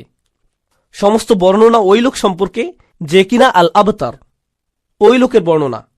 তো দুইটি সূরার মধ্যে এভাবেও সমন্বয় আছে। এখন ইনশাআল্লাহ তাআলা আমরা প্রথম আয়াতের কিছু অংশ বোঝার চেষ্টা করব। আর আমি এখনই একের পর এক শব্দের ব্যাখ্যা যাব না, এটা আমরা পরে করব।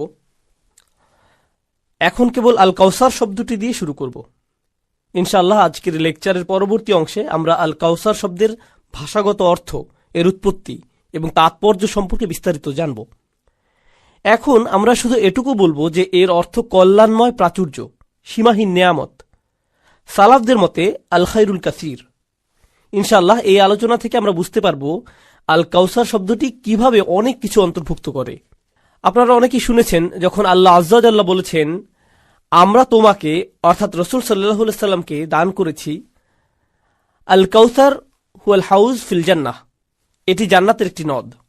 আপনারা অনেকেই শুনেছেন যখন আল্লাহ আজ্জা ওয়া জাল্লা বলেছেন যে আমরা তোমাকে অর্থাৎ রাসূল সাল্লাল্লাহু আলাইহি সাল্লামকে দান করেছি আল কাউসার হুয়াল হাউজ ফিল জান্নাহ, এটি জান্নাতের একটি নদ।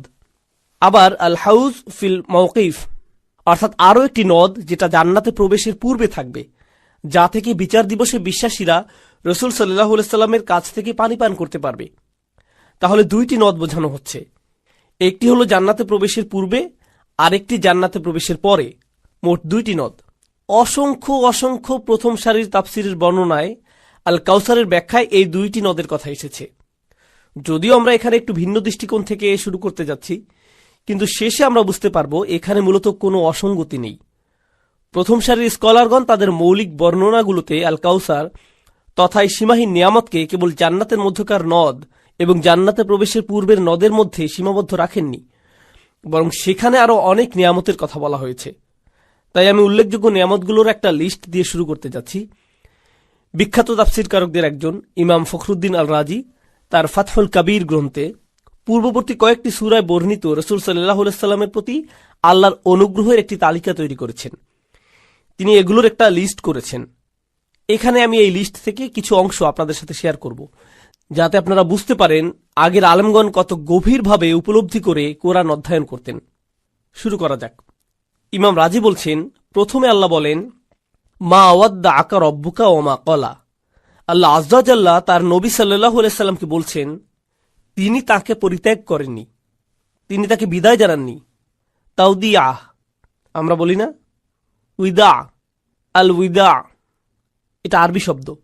তো তিনি আপনাকে ছেড়ে যাননি এবং তিনি অসন্তুষ্টও নন। এই আয়াতটি রাসূল সাল্লাল্লাহু আলাইহি সাল্লামের জন্য একটি উপহার। আরবি ভাষ্যটা এমন হবার কথা ছিল, মা ওয়াদ্দা আকা রব্বুকা ওয়া মা ক্বালা কা। কাফ সর্বনামটি দুইবার আসার কথা, যার অর্থ হতো আপনার রব আপনাকে ছেড়ে দেননি এবং তিনি আপনার উপর অসন্তুষ্টও নন। কিন্তু ছেড়ে দেয়া বা বিদায় দেয়া কথাটার সাথে নবী সাল্লাল্লাহু আলাইহি সাল্লামকে সম্বোধন করা হয়েছে, কিন্তু অসন্তুষ্টি কথার সাথে তার নাম যুক্ত করা হয়নি। এটা আল্লাহর একটা উপহার তার রাসূল সাল্লাল্লাহু আলাইহি সাল্লামের জন্য। তার প্রতি অসীম ভালোবাসা থেকে আল্লাহ এমনটা করেছেন, কারণ বিদায় দেয়া শব্দটার মধ্যে কোনো নেতিবাচক অর্থ নেই, যেটা অসন্তুষ্টি শব্দটার মধ্যে স্পষ্ট বিদ্যমান। আল্লাহ আজ্জা ওয়া জাল্লা এই নেতিবাচক শব্দের পাশে রাসূল সাল্লাল্লাহু আলাইহি সাল্লামকে সম্বোধন পর্যন্ত করেননি। সুতরাং এই আয়াতটি রাসূল সাল্লাল্লাহু আলাইহি সাল্লামের জন্য একটি উপহার। এর মূল কথা হলো আল্লাহ তার রাসূল সাল্লাল্লাহু আলাইহি সাল্লামকে কখনো পরিত্যাগ করবেন না। এরপর তিনি বলছেন, ওয়ালাল আখিরাতু খায়রুল লাকা মিনাল উলা। রাসূল সাল্লাল্লাহু আলাইহি সাল্লামের প্রতি আরেকটা অনুগ্রহ। এতে কোনো সন্দেহ নেই যে পরবর্তীতে আপনার জন্য যা রয়েছে তা পূর্ববর্তী অবস্থার চেয়ে উত্তম। কি চমৎকার উপহার রাসূল সাল্লাল্লাহু আলাইহি সাল্লামের জন্য। তারপর সর্বোপরি বলা হচ্ছে, ওয়ালা সাউফা ইউতিকা রব্বুকা ফাতারদা। আপনারা জানেন এই সূরাতেও আল্লাহ বলছেন, ইন্না আতাইনাকা, আমরা আপনাকে দিয়েছি। তিনি কি দিয়েছেন বলেছেন? আল কাউসার। কিন্তু এর আগে কি বলেছিলেন? ওয়ালা সাউফা ইউতিকা রব্বুকা। তিনি এখানে আল কাউসার বলেননি, তিনি বলেছেন যে নিশ্চয়ই আপনার রব আপনাকে শীঘ্রই অনেক বেশি কিছু দিবেন, আপনাকে প্রচুর দিবেন। ফাতারদা, তিনি আপনাকে কত বেশি দিবেন সেটা পরিমাণ আপনি কিভাবে বুঝবেন? ধরুন আপনি কাউকে উপহার দেবেন, তাকে বললেন, আমি তোমাকে কিছু উপহার দিতে চাই, তুমি আমাকে কি দিবে? কতটুকু দিবে? এটার দাম কত? তাই না? তো কিভাবে আপনি এটা মূল্যায়ন করবেন? আল্লাহ আজ্জা ওয়া জাল্লা তার রাসূল সাল্লাল্লাহু আলাইহি সাল্লামের জন্য এসবের একটা মাপকাঠি দিয়েছেন। তিনি বলছেন, ফাতারদা, আমি আপনাকে এত বেশি দিব যে আপনি খুশি হয়ে যাবেন, আনন্দিত হবেন। এই পরিমাণটি এমনভাবে বর্ণনা করা হয়েছে, অর্থাৎ আল্লাহর দেয়া শেষ হবে না যতক্ষণ পর্যন্ত না আপনি বলছেন, ঠিক আছে, আমি খুশি। আর উম্মতের জন্য আল্লাহর নবী সাল্লাল্লাহু আলাইহি সাল্লামের ভালোবাসা দেখুন, আমি ততক্ষণ পর্যন্ত তৃপ্ত হব না যতক্ষণ না আমার সকল উম্মত জাহান্নাম থেকে মুক্তি পায়। এটা আমাদের প্রতি তার গভীর ভালোবাসা। এরপর আল কাউসারের অংশ হিসেবে আল্লাহ আজ্জা ওয়া জাল্লার পক্ষ থেকে আরো একটা অনুগ্রহ হলো, আলাম ইয়াজিদিকা ইয়াতীমান ফাআওয়া। আমরা আগেও এই আয়াতটির কথা বলেছি, তিনি কি আপনাকে ইয়াতীম অবস্থায় পাননি আর আপনাকে আশ্রয় দেননি? ওয়া ওয়াজাদাকা দাল্লান ফাহাদা, গত কয়েক মাস আগে আমরা পড়েছিলাম এই আয়াতে দল্লা শব্দটির অর্থ পথহারা বা পথভ্রষ্ট নয়, এর মানে সন্ধান করা বা খোঁজ করা। এমন একজন যিনি পথ খোঁজার খুব চেষ্টা করছেন কিন্তু খুঁজে পাচ্ছেন না। আল্লাহ আপনাকে এমন অবস্থায় পেয়েছেন যখন আপনি সঠিক পথের সন্ধানে ব্যাকুল ছিলেন এবং তিনি আপনাকে সঠিক পথ দেখিয়েছেন। এর চেয়ে বড় অনুগ্রহ আর কি হতে পারে?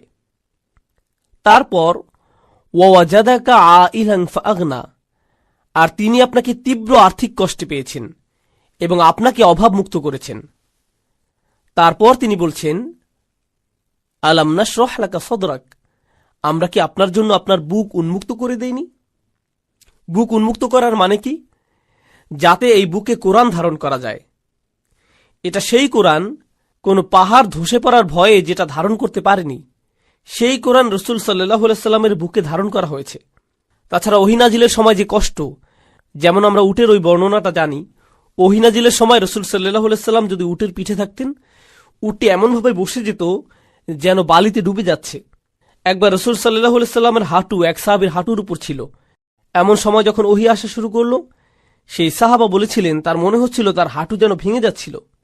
আল্লাহ বলছেন ইন্না সানুলকি আলাইকা কওলান সাকিলা, শীঘ্রই আমরা আপনার উপর ভারী কিছু কথা নাজিল করব। এই ওহীগুলো আসলেই ভারী ছিল, কিন্তু ওই যে রসুল সাল্লাল্লাহু আলাইহি সাল্লামের বুক উন্মুক্ত করা হয়েছিল যাতে তিনি এই ভারী কথাগুলো গ্রহণ করতে পারেন, কি দারুণ উপহার! এটা আল খায়রুল কাসীরের অংশ। তারপর ওয়াদা'না আনকা উইজরাক, আমরা আপনার কাছ থেকে বোঝা নামিয়ে দিয়েছি। আল্লাযী আনকাযা যহরাক, যে বোঝা আপনার পিঠ ভেঙে দিচ্ছিল। ওয়া রাফা'না লাকা যিকরাক, কি দারুণ উপহার আল্লাহর পক্ষ থেকে। আমরা আপনার স্মরণকে উচ্চ মর্যাদায় অধিষ্ঠিত করেছি। আর রফা শব্দটি দুইভাবে বোঝা যায়। আপনারা জানেন অন্য যে কোনো ভাষার মতো আরবি ভাষায়ও আপনি কোনো শব্দের শাব্দিক এবং রূপক দুই ধরনের অর্থ পাবেন, ঠিক আছে? তো যখন আপনি বলছেন আমরা আপনার স্মরণকে উচ্চ মর্যাদায় নিয়ে গিয়েছি, এর মানে বিশ্বউত, অর্থাৎ আমরা আপনার স্মরণকে সুউচ্চ করেছি। আর এই কথাটা আসলেই সত্য যখন সারা পৃথিবী জুড়ে আজান হয়। একটা মিনিটও এমন থাকে না যখন কেউ বলছে না আশহাদু আন্না মুহাম্মাদুর রাসূলুল্লাহ। এমনকি যারা এই কথাটা শুনেন তারাও বলেন সাল্লাল্লাহু আলাইহি ওয়াসাল্লাম। এভাবে তার মর্যাদা সমুন্নত করা হয়েছে। এমনভাবে প্রতিনিয়ত অবিরাম তার স্মরণকে সমুন্নত করা হয়েছে, যেভাবে আর কাউকে আর কোনো মানুষকে স্মরণ করা হয় না। সময়ের সাথে সাথে তার স্মরণ কমে যাওয়ার পরিবর্তে আরো বেড়ে যায়। এটা বেড়ে যায়, কমে না। সুবহানাল্লাহ। আল্লাহ বলছেন ওয়ারাফা'না লাকা যিকরাক, ওয়ারাফা'না লাকা যিকরাক, আপনার নাম উচ্চারণ করা, ঠিক না? আল্লাহ আজ্জা জাল্লা রাসূল সাল্লাল্লাহু আলাইহি সাল্লামকে স্মরণ করা এবং তার প্রতি দরুদ পাঠ করার জন্য পবিত্র কোরআনে আমাদের এত বেশি উৎসাহিত করেছেন যে ঈমানদাররা এগুলো করার জন্য সবসময় সুযোগ খুঁজতে থাকে। আল্লাহ নিজেই বলছেন ইন্নাল্লাহা ওয়া মালাইকাতাহু ইউসাল্লুনা আলান নবী, আল্লাহ নিজে এবং তার ফেরেশতারা। জানেন আরবিতে সাধারণত আপনি বিশেষ্য পদ আগে বলেন না, ক্রিয়াপদ আগে বলেন। তো ব্যাকরণগতভাবে বাক্যটি হওয়ার কথা ছিল ইউসাল্লিল্লাহু ওয়া মালাইকাতাহু আলান নবী, মানে জুমলায় ফেলিয়ার গঠন এমন হওয়ার কথা ছিল। কিন্তু আল্লাহ বলছেন ইন্নাল্লাহা ওয়া মালাইকাতাহু ইউসাল্লুনা আলান নবী। কোনো সন্দেহ নেই, এমনকি আল্লাহ নিজে এবং তার ফেরেশতাগণ আল্লাহর নবীর প্রতি সালাওয়াত পেশ করছেন সাল্লাল্লাহু আলাইহি ওয়াসাল্লাম। তারপর ইয়া আইয়ুহাল্লাযীনা আমানু, এখন খেয়াল করুন, সল্লু আলাইহি ওয়া সাল্লিমু তাসলিমা, তাই না? আল্লাহ এভাবে শুরু করেননি যে ইয়া আইয়ুহাল্লাযীনা আমানু, তিনি এভাবে শুরু করেননি। কোরআনে অসংখ্য আয়াত শুরু হয়েছে ইয়া আইয়ুহাল্লাযীনা আমানু দিয়ে, সরাসরি এভাবেই। কিন্তু মূল কথা যাবার আগে আল্লাহ কি বলেছেন তোমরা ভালোভাবে খেয়াল করো, আমি তোমাদেরকে তাই করতে বলছি যা আমি নিজে এবং আমার ফেরেশতারা করে থাকে। রাসূল সাল্লাল্লাহু আলাইহি সাল্লামের মর্যাদা আর সমুন্নত না হয় কিভাবে? ওয়া রাফা'না লাকা যিকরাক, এটা হচ্ছে আল্লাহ তার নবী সাল্লাল্লাহু আলাইহি সাল্লামকে যে কল্যাণ দিয়েছেন তারই অংশ। আন্নাহু আকসামা বিবালাদিন, দেখুন আল্লাহ শহরের কসম করেছেন। আর আল্লাহ কোনো কিছুর কসম করার একটা মানে হলো যে সেই জিনিসটাকে সম্মান করা, এবং তিনি যেসব জিনিসের শপথ করেছেন সেগুলোর মধ্যে একটি হলো এই শহরটি যেখানে রাসূল সাল্লাল্লাহু আলাইহি সাল্লাম জন্মেছেন। ও হাযাল বালাদিল আমিন, তিনি সেই শহরের শপথ করেছেন প্রসঙ্গত কোরআনে খুব কম কম সময়ই আল্লাহ আজ্জা ওয়া জাল্লা তার বিস্ময়কর সৃষ্টি ছাড়া অন্য কিছুর শপথ করেছেন। এসব অন্য কিছুর মধ্যে কোনো মানুষের শপথ কখনোই করা হয়নি, শুধুমাত্র রসুল সাল্লাল্লাহু আলাইহি সাল্লাম ছাড়া আল্লাহ কখনো কোনো মানুষের শপথ করেননি। লাউমরুক, আল্লাহ তার নবী সাল্লাল্লাহু আলাইহি সাল্লামের জন্য শপথ করে বলেছেন, আমি তোমার জীবনের শপথ করছি। এসব ভাবমূলক শব্দ ছাড়াও আপনি জানেন আল্লাহ আজ্জা ওয়া জাল্লা আরো অনেক কিছুর শপথ করেছেন, যেমন আল আদিয়াত, ঘোড়াসমূহ, আকাশ, বাতাস, সূর্য। তাছাড়া তিনি তার নিজের শপথও করেছেন, তার নিজের শপথ সুবহানাহু ওয়া তাআলা। বালা অরব্বিকা লা ইউমিনুন, অরব্বিকা মানে তার নিজের শপথ। যখন তিনি তার নিজের নামে শপথ করছেন, প্রথমে আমাদেরকে বুঝতে হবে আল্লাহ তার সৃষ্টির নামে শপথ করা আর তার নিজের নামে শপথ করার মধ্যে কি পার্থক্য আছে। এর মধ্যে কি একটা বিরাট পার্থক্য নেই? এর গুরুত্ব আমরা কল্পনাও করতে পারি না। প্রথম কথা হলো, আল্লাহ কোনো কিছুর শপথ করা মানে বিষয়টা গুরুত্বপূর্ণ, কিন্তু এখানে তিনি কার নামে শপথ করছেন? তার নিজের নামে। এমনকি তিনি যখন নিজের নামে শপথ করছেন, তিনি কেবল তার নিজের কথা বলছেন না, তার নামের পাশে তিনি তার রসুল সাল্লাল্লাহু আলাইহি সাল্লামকে স্থান দিয়েছেন। তিনি বলেননি অরব্বিস সামাওয়াতি ওয়াল আরদ, অরব্বিল আলামিন, অরব্বিহিম, না, অরব্বিল মালাইকা, না। তিনি কি বলেছেন? অরব্বিকা ইয়া মুহাম্মদ, আমি শপথ করছি আপনার রবের নামে। তো এমনকি যখন তিনি নিজের নামে শপথ করেছেন, তিনি তার রসুল সাল্লাল্লাহু আলাইহি সাল্লামকে সম্মানিত করেছেন। এটাই আল খাইর আল কাসির, আল কাউসার হু আল খাইরুল কাসির, মানে রসুল সাল্লাল্লাহু আলাইহি সাল্লামকে সেই প্রাচুর্যপূর্ণ কল্যাণ, সীমাহীন কল্যাণ দান করা হয়েছে। এরপর আল্লাহ বলছেন তার পক্ষ থেকে তার রসুল সাল্লাল্লাহু আলাইহি সাল্লামের জন্য এত বেশি পুরস্কার রয়েছে যে বলা হচ্ছে ওয়া ইন্না লাকা লা আজরান গায়রা মামনুন, ওয়া ইন্নাকা লাকা লা আজরান গায়রা মামনুন, আপনার জন্য এত বেশি পুরস্কার রয়েছে যা গুণে শেষ করা যাবে না। এর কোনো শেষ নেই, কোনো সীমা নেই। এটা এমন একটা কথা যা আল্লাহ বিশেষভাবে তার নবী সাল্লাল্লাহু আলাইহি সাল্লামকে বলেছেন, এবং তিনি তার নবী সাল্লাল্লাহু আলাইহি সাল্লামকে এত বেশি ভালোবাসেন যে একই পুরস্কার তিনি ইমানদারদের জন্যও ঘোষণা করেছেন। ইল্লাল্লাযীনা আমানু ওয়া আমিলুস সলিহাতি ফালাহুম আজরুন গায়রু মামনুন। তার নবী সাল্লাল্লাহু আলাইহি সাল্লামের প্রতি ভালোবাসার কারণে তিনি তাদের জন্য একই পুরস্কার রেখেছেন। এরপর আল্লাহ আজ্জা ওয়া জাল্লা এমনকি ওহী শুরু করেছেন তার নবী সাল্লাল্লাহু আলাইহি সাল্লামকে মর্যাদা দেওয়ার মাধ্যমে, এমনকি তখনও তাকে সম্মানিত করা হয়েছে। ইকরা বিইসমি রাব্বিকাল্লাযী খলাক। আবার সেই একই সূরা আলাকে যে কেউ নবী সাল্লাল্লাহু আলাইহি সাল্লামের বিরুদ্ধে কথা বলেছে, বা তাকে ভয় দেখানোর চেষ্টা করেছে, বা তাকে আতঙ্কিত করার জন্য হুমকি দেওয়ার চেষ্টা করেছে, এখানে আবু জাহালকে উদ্দেশ্য করে বলা হয়েছে ফালিয়াদউ নাদিয়াহ, তাকে তার বাহিনীকে ডেকে আনতে দিন, সে তার দলবল নিয়ে আসুক। সানাদউ জাবানিয়াহ, আমরাও আমাদের সৈন্যদের ডাকব। শাব্দিকভাবে জাবানিয়া অর্থ পুলিশ, নিরাপত্তা বাহিনী। আল্লাহ বলছেন আমরা আমাদের সৈন্যবাহিনীদেরকে ডাকব, সে তার দলবল নিয়ে আসুক। আল্লাহ তার রসুল সাল্লাল্লাহু আলাইহি সাল্লামকে সাহায্য করার জন্য, সুরক্ষা দেবার জন্য এগিয়ে এসেছেন। আন্নাহু খাসাহু বিল কুরবাতি তাম্মাহ, আর আল্লাহ তার নবী সাল্লাল্লাহু আলাইহি সাল্লামের জন্য এমন এক বিশেষ রকম ঘনিষ্ঠতা নির্ধারণ করেছেন যা আর কারো জন্য করেননি। কোন আয়াতে বলেছেন ওয়াসজুদ ওয়াকতারিব, সিজদা করুন আর আমার নৈকট্য লাভ করুন। এটা রসুল সাল্লাল্লাহু আলাইহি সাল্লামকে বিশেষভাবে দেয়া হয়েছে। তো এগুলো ছিল আল্লাহর পক্ষ থেকে উপহার। ইন্না আ'তাইনাকা হাযিহিল মানাকিব। আমরা এতক্ষণ যে আয়াতগুলো পড়লাম এগুলো বর্ণনা করার পরে ইমাম রাজি কি বলেছেন? ইন্না আ'তাইনাকা হাযিহিল মানাকিব মুতাকাসিরাহ আল মাযকুরাহ ফি সুওয়ারিহিল মুতাকাদ্দিমাহ আল্লাতী কুল্লু ওয়াহিদিন মিনহা। এখন খেয়াল করুন এটা এমন যেন আল্লাহ বলছেন কোরআনে এই সূরার পূর্ববর্তী সূরাগুলোতে আমি আপনাকে যে নিয়ামতগুলোর বর্ণনা দিয়েছি এদের প্রত্যেকটাই আযামু মিন মুলকিদ দুনিয়া বিহাযাল ফারিহা। এগুলোর এক একটি সারা পৃথিবী ও এর সমস্ত ধন সম্পদ ও ঐশ্বর্যের চেয়েও বেশি মূল্যবান। ফাস্তাগিল আনতা বিইবাদাতি হাযার রব, অতঃপর আপনি এই রবের দাসত্ব এবং ইবাদতে নিজেকে ব্যস্ত রাখুন। সুবহানাল্লাহ। ইমাম রাজি বলছেন যে আল্লাহ এভাবে এটাকে ফাসল্লি লিরাব্বিকা ওয়ানহারের সাথে যুক্ত করেছেন। আমরা প্রথম আয়াতে আছি এবং এর কিছু শব্দ ব্যাখ্যা করেছি। এখন আমরা শব্দে শব্দে সূরাটি জানব এবং খায়রের আরো কিছু দিক নিয়ে আলোচনা করব। তারপর আমরা ইমাম রাজির যে বক্তব্য জেনেছি তা পূর্ববর্তী অন্যান্য স্কলারদের বক্তব্যের সাথে সংযুক্ত করব। ইন্না আতাইনা কাল কাউসার, আতা ইয়তি ইআতাআন। এই সূরার প্রথম ক্রিয়াপদ ইআতা। আরবিতে আরো একটা শব্দ আছে আতা, মানে কোনো কিছু দেয়া, আর এটা হচ্ছে ইআতা, এটাও কোনো কিছু দেয়া বোঝায়। আরো একটা শব্দ আছে ওয়াহাবা। ওয়াহাবা যেমন রব্বানা হাবলানা, কখনো কখনো আমরা বলি রব্বানা আতিনা, তাই না? আমরা বলি রব্বানা আতিনা, হে আল্লাহ আমায় দান করুন।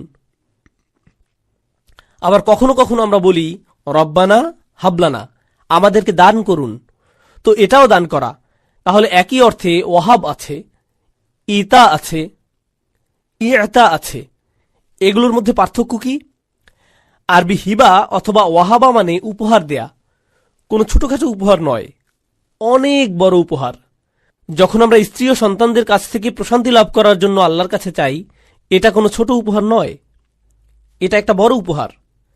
যারা তাদের স্ত্রী পরিবার নিয়ে খুশি থাকেন তারা অনেক সৌভাগ্যবান, কারণ বেশিরভাগ মানুষ পরিবারের সাথে থাকেন কিন্তু তাদের সাথে খুশি নন। তাই যখন তারা এটা পান, এটা কোনো ছোট উপহার নয়, এটা বিশাল উপহার, তাই না? হাবলানা মিন আজওয়াজিনা ওয়া যুররিয়াতিনা কুররাতা আয়ুন, এটা সূরা ফুরকানে এসেছে। আরবিতে আতা শব্দের অর্থ দেয়া। মূলত এই দেয়াটা একেবারেই দিয়ে দেয়া নয়। অন্যভাবে বলতে গেলে আপনি কাউকে কিছু দিচ্ছেন কিন্তু এর সাথে কিছু দায় দায়িত্বও দিচ্ছেন, অথবা আপনি যা দিয়েছেন তা আপনি আবার ফিরিয়ে নিতে পারেন। যেমন যেমন তুতিল মুলকা মান তাশা, ঠিক আছে? তুতিল মুলকা মান তাশা। আবার তানজিউল মুলকা মিম্মান তাশা, আপনি যাকে ইচ্ছা দান করেন আবার যার কাছ থেকে ইচ্ছা কেড়ে নেন। এটা কি সম্ভব যে আল্লাহ যাকে ইচ্ছা দেন আবার ঠিক তার কাছ থেকেই কেড়ে নিতে পারেন? হ্যাঁ, সম্ভব। এটাই ইতা। তাহলে ইতা শব্দের একটা পরিভাষা হলো কাউকে কোনো কিছু দেয়া যেটা আবার ফিরিয়ে নেওয়া যায়। আবার আরেকটা পরিভাষা হলো দায়িত্ব দিয়ে কোনো কিছু দেয়া। আতাইনা হুমুল কিতাব, আমরা তাদেরকে আসমানি কিতাব দিয়েছি। আল্লাহ তাদের কিতাব দিয়েছেন, এই কিতাবের সাথে কি কোনো দায়িত্ব দেয়া আছে? হ্যাঁ, দেয়া হয়েছে। তাহলে যখন কোনো কিছু দেয়ার সাথে দায়িত্বও যোগ করা হয়, অথবা এমন কিছু দেয়া যা আবার ফিরিয়ে নেওয়া যায়, তখন ইতা ব্যবহার করা হয়। কিন্তু ইতা শব্দটির অনেকগুলো তাৎপর্য রয়েছে। এগুলোর একটি হলো আরবি ভাষায় প্রতিটি শব্দের মূল অক্ষর রয়েছে। অনেক সময় এই মূল অক্ষরগুলোর ধারা অদল বদল করে অন্য শব্দ গঠন করা হয় এবং সেই শব্দগুলোর অর্থের মধ্যে একটা সম্পর্ক থাকে। যেমন শুকুর এবং শিরক পরস্পর বিপরীত অর্থের, কিন্তু তাদের বানানে মিল আছে। হুসন এবং নাহাস এর মূল অক্ষরগুলো একই হলেও শব্দে এদের বিন্যাস ভিন্ন এবং এদের মধ্যে সম্পর্ক হলো এরা পরস্পর বিপরীত শব্দ। এটা প্রাচীন আরবি ভাষার একটা বৈশিষ্ট্য। আর এখানে ইতা শব্দটির মূল অক্ষর হলো ওয়াও ত আইন। আবার তাউন শব্দটির মূল অক্ষর মানে একই মূল অক্ষর, শুধু ভিন্নভাবে সাজানো। এখান থেকে আমরা ইতআন শব্দটি পাই, যার অর্থ মেনে চলা, অনুসরণ করা, কারো আদেশ মন দিয়ে শোনা। অন্যভাবে বলতে গেলে ইতা মানে এমন কিছু দেয়া যখন আপনি কারো আনুগত্যে বা কর্তব্যপরায়ণতায় বেশ খুশি হয়েছেন। এটা হচ্ছে ইতা থেকে ইতা এর একটা অংশ। ইতা এর জন্য আপনি ইতা দিয়ে থাকেন। অন্য কথায় যখন আল্লাহ বলছেন আতাইনাকা, এর অর্থ হলো যেভাবে রাসূল সাল্লাল্লাহু আলাইহি সাল্লাম আল্লাহর আদেশগুলো পালন করেন, এতে আল্লাহ খুবই সন্তুষ্ট তার উপর এবং এই সন্তুষ্টি থেকেই তিনি তাকে দান করেছেন। তবে এই দেয়াটা প্রত্যাশিত ছিল না। খুবই গুরুত্বপূর্ণ বিষয়। কখনো কখনো আপনি কারো আদেশ পালন করেন এবং এর ফলে তারা আপনাকে কিছু না কিছু দেন। যেমন আপনার চাকরি, আপনি আপনার বসের আদেশ মেনে চলেন এবং এর জন্য মাস শেষে আপনি বেতন পাচ্ছেন। এটাকে বলে আজর। এটা ইতা না। ইতা হলো আপনি কারো জন্য কিছু করেছেন কোনো রকম প্রত্যাশা ছাড়া, এবং আপনি যার জন্য করেছেন তিনি আপনার উপর এত খুশি হয়েছেন যে আপনার প্রত্যাশার বাইরে আপনাকে কিছু দিয়েছেন। এটা ইতা এর একটা অর্থ। শব্দটি আবার আরো উত্তম বা বড় কিছুকেও বোঝায়। এটা ছোটখাটো কোনো জিনিসের জন্য ব্যবহার হয় না, শুধুমাত্র বড় কিছু বোঝানোর জন্য ব্যবহার হয়। এটা ছোট কোনো ব্যাপার নয়, অনেক বড় ব্যাপার। পরিশেষে ইতা শব্দের মাধ্যমে এমন অনুগ্রহকে বোঝায় যার কোনো তুলনা হয় না, এবং এটা এমন কিছু যা ফিরিয়ে নেওয়া হয় না। এবং এর সাথে অন্য কোনো শর্ত বা কর্তব্য জুড়ে দেওয়া হয় না। মোট কথা, একবার আপনাকে দেয়া হয়েছে মানে এটা উপভোগ করুন।